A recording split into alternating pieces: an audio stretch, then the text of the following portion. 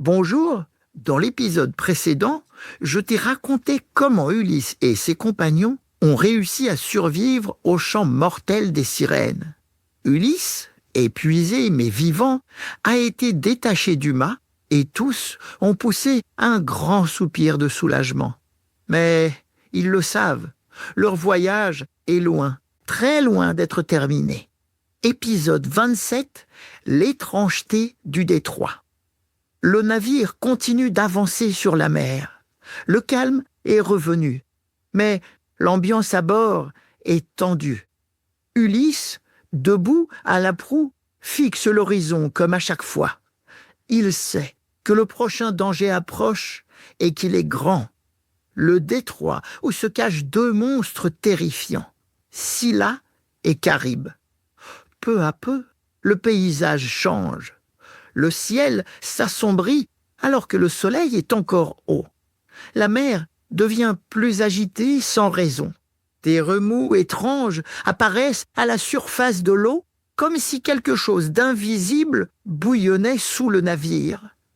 Le vent souffle par rafales irrégulières et des cris d'oiseaux inconnus résonnent dans l'air, glaçant le sang des marins. Ils échangent des regards inquiets. « C'est ici », murmure l'un d'eux, la voix tremblante. Ulysse lève la main pour capter l'attention de tous ces hommes. « Écoutez-moi bien, mes amis. Nous sommes maintenant dans le détroit. D'un côté se cache Scylla, le monstre aux 6 têtes terribles.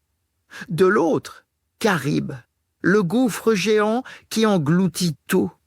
Circé nous a prévenus. Nous devons passer près de Scylla.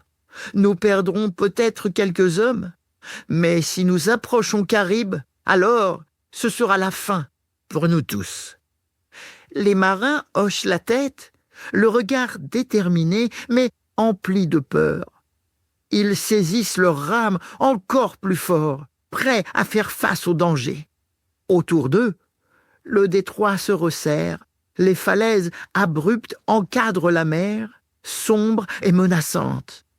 L'eau clapote étrangement contre les rochers. Des bulles énormes éclatent à la surface. Le bruit devient assourdissant, grondement sourd des profondeurs, sifflement du vent et clapotis inquiétant. Ulysse scrute le côté droit, là où se cache Scylla. Une grotte sombre est visible, creusée dans la falaise.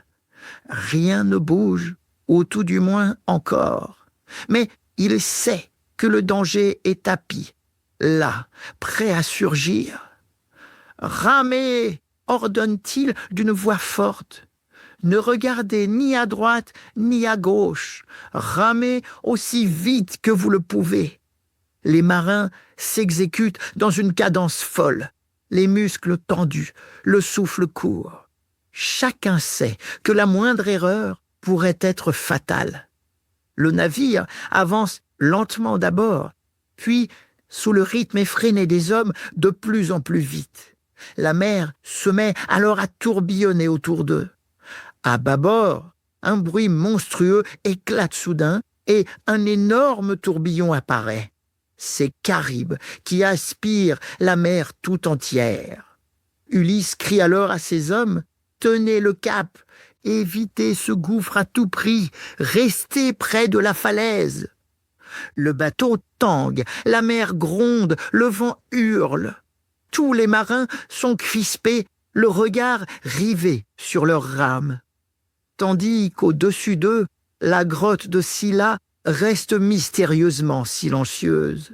Mais Ulysse le sait, le monstre n'attendra pas longtemps.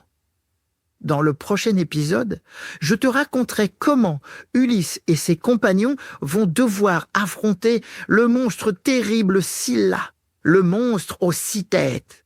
Un combat terrible et sans espoir. Alors, abonne-toi vite au podcast Il était une fois pour ne rater cet épisode sous aucun prétexte.